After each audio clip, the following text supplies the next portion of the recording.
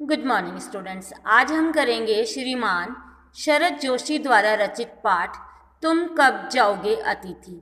यह वर्तमान स्थिति के ऊपर किया गया एक जबरदस्त व्यंग अर्थात सुनाई गई एक बात है जिसको पढ़कर हमें आज के लोगों की मानसिकता का पता लगता है।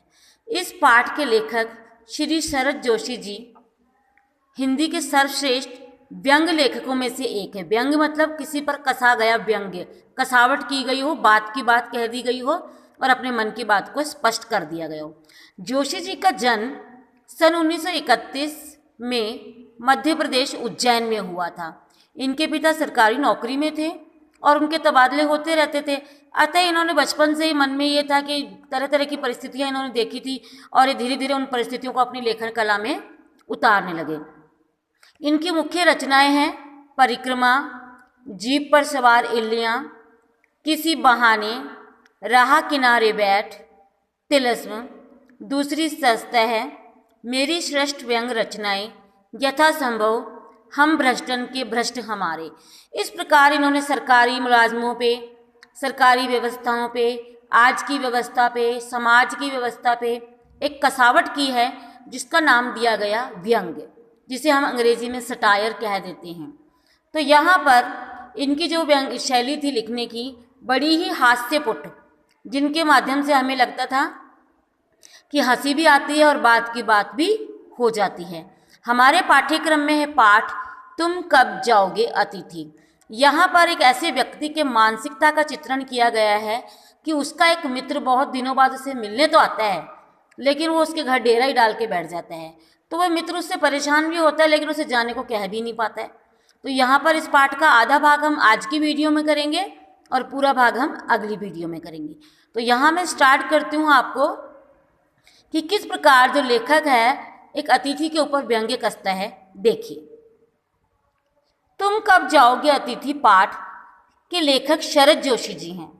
इस पाठ में लेखक ने उन लोगों पर व्यंग्य किया है जो अपने किसी परिचित के घर बिना सूचने दिया चले आते हैं, जैसे किसी को पता भी ना और मेहमान आ जाए और फिर वहां से जाने का नाम नहीं लेते। लेखक के घर अचानक आए हुए अतिथि को आज 4 दिन हो गए और वह जाने का नाम नहीं ले रहा है। लेखक सोचता है कि तुम कब जाओगे अतिथि। यहाँ पर उसके दिमाग में प्रश्न चलता रहता है, वह उसे कह भी नहीं पाता है कि आज तुम चले जाओ, तुम्हें बहुत दिन हो गए। ऐसा होता है अक्सर, हमारे घर में कोई मेहमान आ जाता है तो हम अपने ओहदे से बाहर अपनी परिस्थिति को ना देखते हुए भी उसके लिए बहुत कुछ करते हैं। हम भूल जाते हैं कि हमारी जेब इस चीज़ को अलाउड कर रही है कि नहीं कर रही है। इस प्रकार लेखक ने भी किया। मन में उसके चल रहा था कि भी आज मैं इसके लिए क्या करूँ। 1-2 दिन तो उसके लिए बड़ा अच्छा भोजन मिष्ठान वगैरह बने। धीरे धीरे आते गाते उनकी जो आतिथ्य सत्कार की भावना थी वो कम होती चली गई। कैसे हुई भला?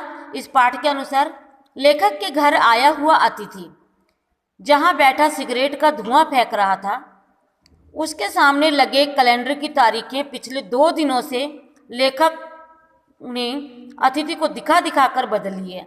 मतलब क्या हो रहा था कि लेखक के घर पे मेहमान बैठा था और उससे बातों बातों में जब भी कैलेंडर दिखाता, कैलेंडर की तारीख बदलता, कहता आज इतनी तारीख हो गई। वो समझाना चाह रहा था उस मेहमान को कि भाई तुझे आए भी 2 दिन हो गए, लेकिन जो लेखक का मित्र था वो इतनी मेहमान नवाजी पाके खुश था। लेखक के घर आए उसका 4था दिन है पर वह जाने का नाम नहीं ले रहा है। लेखक कहता है कि इतने समय तो चंद्रयात्री भी यात्रा पर नहीं रुके होंगे। यहाँ पर व्यंग्य करता है कि जो चंद्रयान में लोग चंद्रयान में बैठकर चांद की यात्रा पे गए, इतने दिन तो वो भी चांद पर नहीं रुके, वो भी अपना काम पूरा करके वापस आ गए। क्या उसे अपनी धरती नहीं पुकार रही? मतलब क्या उसे अपना घर नहीं बुला रहा? उसे अपने घर की याद नहीं आ रही? जिस दिन यह अतिथि लेखक के घर आया था उस दिन वह किसी अनजानी मुसीबत के आने की संभावना से पहले से उसको घबराहट हो रही थी कि अगर आ गया लेखक तो मेरे पॉकेट भी इतना अलाउड नहीं कर रही है, पता नहीं कितने दिन रुकेगा, कितना खर्चा होगा। और उसे अपने बजट की चिंता होने लगी। उसने पहले अपने पटवे पे हाथ रखा।